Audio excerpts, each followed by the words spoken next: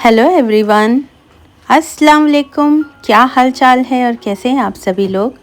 I hope कि आप सब बिल्कुल ठीक होंगे। तो मैं भी बिल्कुल ठीक हूँ। Welcome back to my channel.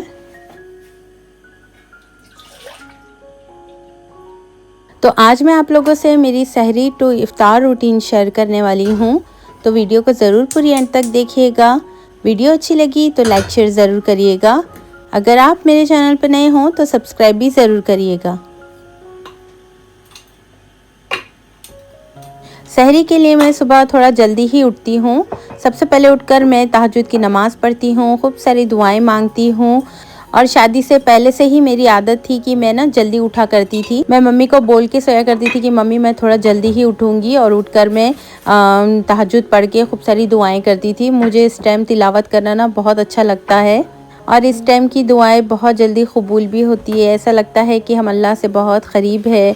तो आप भी तहज्जुद में उठ के खूब सारी दुआएं मांगा करें अपने लिए, अपने घर वालों के लिए, अपने बच्चों के लिए। और मुझे भी अपनी दुआओं में ज़रूर याद रखिएगा।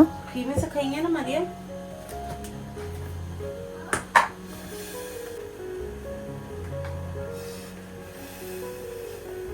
और मरियम भी रोज़ा रखने वाली थी, तो मरियम ने मुझे पहले ही कहा था कि मम्मा मुझे सुबह सहर में उठाना। छोटे बच्चों को अक्सर रोज़ा रखने की बहुत खुशी होती है। हम भी जब बचपन में छोटे थे ना, तो मम्मी से कहते थे कि मम्मी हम भी रोज़ा रखेंगे। और माशाल्लाह से जब से मुझे समझ आई है तब से मैं अपने पूरे रोज़े रखती हूँ। और मैं मरियम से वही पूछ रही थी कि तुम खाने में क्या खाओगी, तो मरियम ने कहा कि मुझे ख़ीमा खाना है। तो मैंने उसके लिए ख़ीमा बना दिया था शाम को ही, और हस्बैंड के लिए और अपने लिए मैं यहाँ पराठे बना रही हूँ। और मरियम के लिए मैंने एक रोटी बनाई थी। बस इस तरह की कुछ हमारी सहर होती है। बहुत सिंपल सी हम लोग सहर ही करते हैं, क्योंकि सहर में कुछ इतना खाए भी नहीं जाता है। और मैं बस पराठे ही बना लेती हूँ, तो हस्बैंड दूध पराठा और मैं भी चाय पराठा इस तरह कुछ ले लेती हूँ। आप लोग सहर में क्या करते हैं तो मुझे कमेंट करके ज़रूर बताना। आप लोगों के पास क्या बनता है सहर में, क्योंकि हर कोई अलग अलग सहरी करता है। कोई दूध पराठा खाता है, कोई अंडा पराठा खाता है, कोई सालन रोटी खाता है। हर किसी का अलग अलग होता है अपना।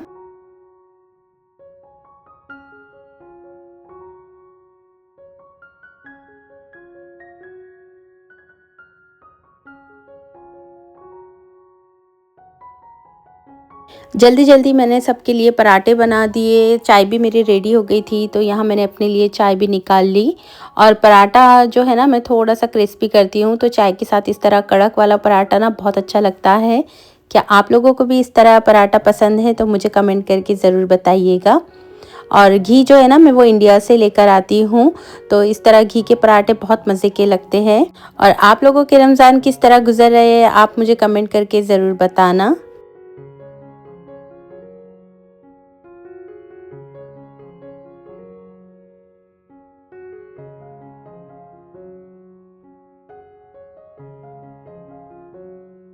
और यहाँ पर हमारी सहर भी हो गई। और मरियम इतने आराम से खा रही थी ना, तो मैं उसे कह भी रही थी कि थोड़ा जल्दी खाओ। तो छोटे बच्चों का अक्सर ये मसला होता है कि सुबह जल्दी खाया नहीं जाता। हम बड़े लोगों को ही खाया नहीं जाता, तो बच्चों के लिए तो बड़ी मुश्किल हो जाती है। सहर होने के बाद मैं आ गई थी किचन में। टेबल पे जितना सामान रखा था सब लाकर मैंने किचन में रख दिया। जो गंदे बर्तन थे उन्हें मैंने वॉश कर दिया। टाइम से अगर मैं बर्तन वॉश ना करूँ ना, तो इतने सारे बर्तन इकट्ठे हो जाते हैं, फिर बर्तनों को वॉश करने में बहुत मसला होता है। तो इसलिए मेरी कोशिश यही रहती है कि मैं टाइम से बर्तन वॉश कर दूँ। इससे किचन भी मैस नहीं होता है, और हमारा जो है काम भी है वो एक निपट जाता है। और वैसे भी रमज़ान में बर्तनों को अल्लाह ताला ने बहुत बरकत दी है। जब मैं इंस्टाग्राम देखती हूँ ना, तो उस पर इतने सारे रील्स आते हैं। मैं स्क्रॉल करती हूँ तो बस फ़नी रील्स आते हैं, बर्तन धोते हुए, किचन के काम करते हुए। तो रमज़ान में इबादत के साथ साथ ना किचन में काम भी बहुत बढ़ जाता है। अगर आप लोगों को कुछ भी पूछना हो तो आप मेरी इंस्टाग्राम आईडी पर आकर मुझे वहाँ मैसेज कर सकते हैं। मॉम लाइफ इन ओमान से मेरी इंस्टा आईडी है। और जो लोगों ने मेरा अभी तक इंस्टाग्राम फॉलो नहीं किया है, तो आप इंस्टा पे आकर मुझे ज़रूर फॉलो करिएगा। वहाँ पर मैं अपनी डेली अपडेट देती रहती हूँ। इंस्टाग्राम की लिंक मैं डिस्क्रिप्शन बॉक्स में डाल दूँगी, आप वहाँ जाकर फॉलो कर सकते हो।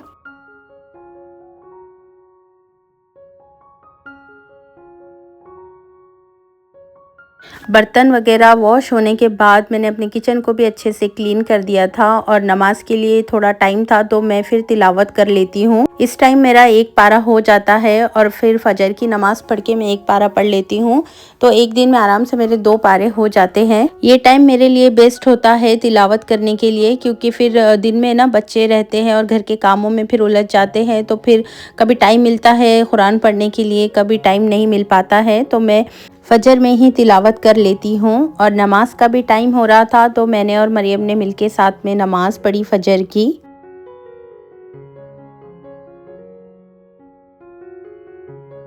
रमज़ान में बच्चों के स्कूल के टाइमिंग भी चेंज हो गए हैं। बच्चों के स्कूल के टाइमिंग जो है वो 8 टू 12 है, तो 12 ओ क्लॉक को बच्चे आ जाते हैं घर पर। और मरियम तो रोज़ा थी तो टिफ़िन वगैरह मुझे उसे देना नहीं था।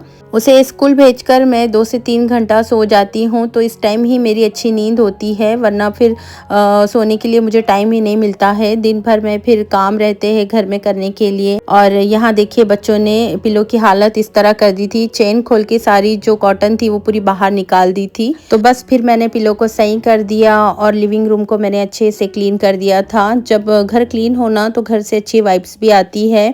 और डेली बेसिस पे मैं अपना घर दिन में से 1 से 2 दफ़ा तो क्लीन ज़रूर करती हूँ।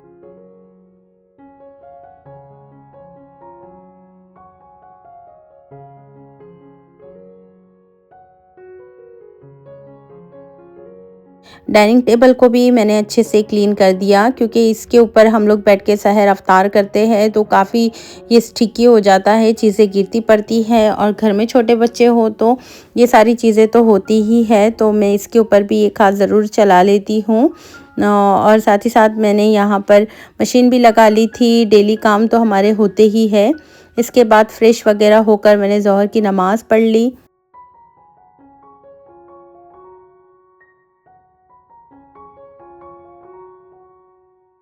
मरियम का दिल चाह रहा था खीर खाने का, तो मैंने सोचा है कि चलो आज मैं उसके लिए खीर बना दूँ। काफ़ी टाइम से वो मुझे कह रही थी कि मम्मा खीर बनाओ, और ये खीर ना मेरे घर में सबको बहुत पसंद है, तो मैं बनाने वाली हूँ बादाम की खीर।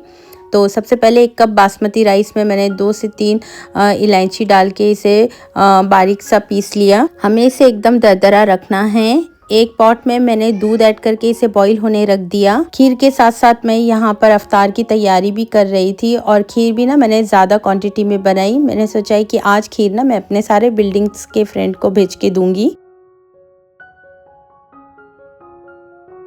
एक साइड मैंने अंडे भी बॉईल होने के लिए रख दिए, और दूध अच्छे से बॉईल होने के बाद मैंने इसमें जो राइस पीस के रखे थे वो थोड़ा थोड़ा करके ऐड कर दिए। आप चाहे तो राइस को वॉश करके भी डाल सकते हो इसमें, पर इसकी ना गुठलियाँ बन जाती है, तो मैं डायरेक्ट ही राइस को पीस कर इसमें डालती हूँ। और राइस डालने के बाद हमें इसे अच्छे से चलाते जाना है, वरना इसके अंदर ना गुठलियाँ बनना शुरू हो जाती है। और यहाँ पर मैं 4 से 5 क्यूब बादाम के पेस्ट के ऐड कर रही हूँ, और बादाम के पेस्ट को ना मैं इस तरह से क्यूब्स में बनाकर फ्रीज़ कर देती हूँ, तो ये बहुत अच्छा रहता है, इससे बहुत आसानी हो जाती है मुझे।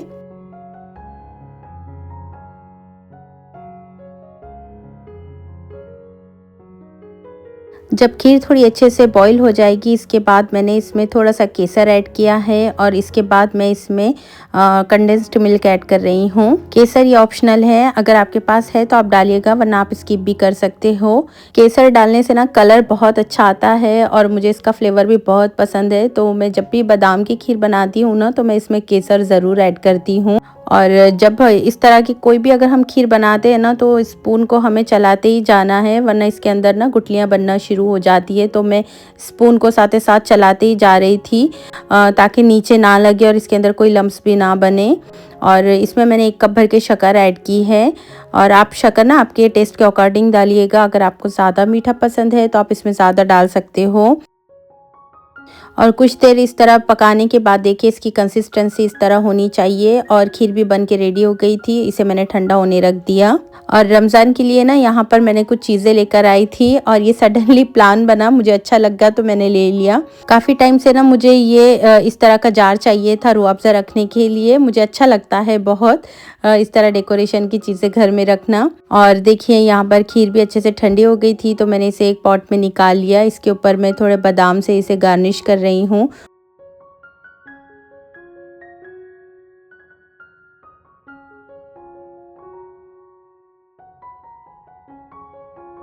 और ये खीर बना के आप ज़रूर ट्राई करना, बहुत मज़े की ये बनती है। जब भी घर में कोई दावत वगैरह हो तो आप ज़रूर बना के इसे ट्राई करना।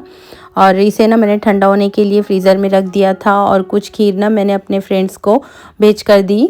इसके बाद फ्रीज़र से मैंने दही बड़े निकाल लिए थे और दही बड़े भी देखिए इस तरह से मैं फ्रीज़ करके रखती हूँ। 4 से 5 पीस मुझे जितने चाहिए अफ्तार के लिए मैं निकाल लेती हूँ। एक साइड मैंने चने भी बना लिए थे। चने भी ना मैंने बॉईल करके रख दिए थे और चिकन को भी मैंने मैरिनेट करके रखा। और ये चिकन को ना मैं एयर फ्रायर में बनाने वाली हूँ, तो बस मैंने इसे कुछ देर पहले निकाल के रख दिया था। और बेसन में सारे मसाले डाल के इस तरह मैं पकौड़ा मिक्स बनाकर ज़रूर रखती हूँ हर साल रमज़ान में। तो इससे ना मुझे बहुत आसानी होती है, इससे टाइम भी सेविंग हो जाता है। और देखिए बस एक स्पून डाल दिए, इसमें थोड़ा सा पानी ऐड करें और देखिए पकोड़ा मिक्स हमारा बनके बिल्कुल रेडी हो गया है। इसमें हम अंडे के भजिए बना सकते हैं, पकोड़े बना सकते हैं, ब्रेड पकोड़ा, सारी तरह की पकौड़ी आराम से बन जाती है। और चिकन ड्रम स्टिक को भी मैंने एयर फ्रायर में रख दिया था, तो देखिए बहुत अच्छे से ये बन गया है। इस तरह के अप्लायंस अगर हमारे घर में होना तो इससे हमें बहुत आसानी हो जाती है। और कुछ प्रिपरेशन अगर हम रमज़ान के पहले ही कर लेना तो इससे भी हमारा टाइम सेव हो जाता है और स्ट्रेस फ्री होकर हम अपनी कुकिंग कर सकते हैं। जैसा कि मैंने समोसे पहले ही बना कर रख दिए थे, स्प्रिंग रोल, दही बड़े, ये सारे मैंने फ्रीज़ करके रखे थे। बस अब टाइम पर मैं निकाल कर इसे बना रही हूँ।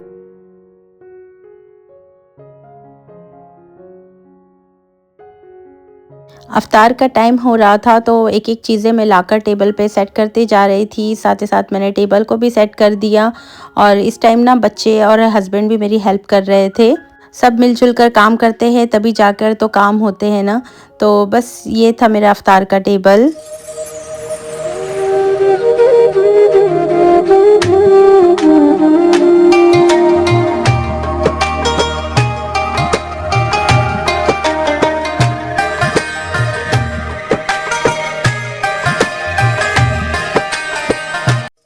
और अफ्तार के कुछ देर पहले ही मैं टेबल सेट कर देती हूँ ताकि मैं अच्छे से बैठकर खूब सारी दुआएं मांग सकूँ। तो आप भी मुझे अपनी दुआओं में ज़रूर याद रखिएगा। और हस्बैंड, बच्चे, हम सब लोग आके बैठ गए थे यहाँ पर। हमने बैठ के खूब सारी दुआएं की क्योंकि रोज़दार की जो दुआ है वो जल्दी कबूल होती है और इस टाइम में की गई दुआ तो ज़रूर कबूल होती है। तो आप भी कोशिश करें कि अफ्तार से पहले आप अपना टेबल ज़रूर सेट कर दें और खूब सारी बैठ के दुआएं करें और अपनी दुआओं में मुझे भी ज़रूर याद करें।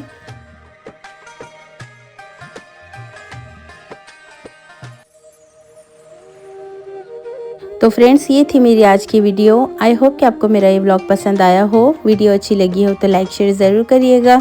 अगर आप मेरे चैनल पर नए हो तो सब्सक्राइब भी ज़रूर करिएगा। अगर आप लोगों ने मुझे इंस्टाग्राम पे फॉलो नहीं किया है तो वहाँ जाकर मुझे ज़रूर फॉलो करिएगा। इंशाल्लाह नेक्स्ट व्लॉग में फिर मिलेंगे। तब तक के लिए अपना बहुत सारा ख्याल रखिएगा। अल्लाह हाफिज़।